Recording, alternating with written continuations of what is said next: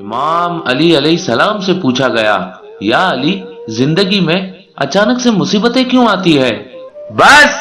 یہ کہنا تھا تو امام علی علیہ السلام نے فرمایا،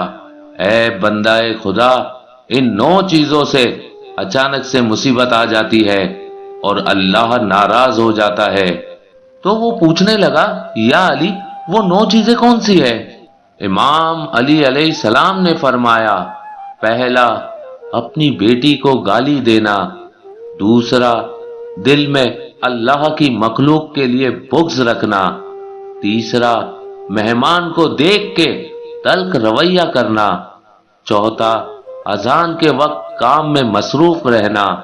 پانچواں، ماں باپ کی عقل کو حقیر سمجھنا، چھٹا، نماز کے بعد دعا نہ مانگنا، ساتواں، کھڑے ہو کے پانی پینا،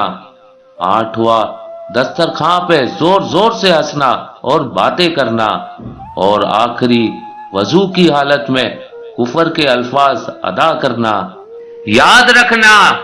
جو انسان یہ 9 کام کرتا ہے تو اللہ اس انسان سے ناراض ہو جاتا ہے،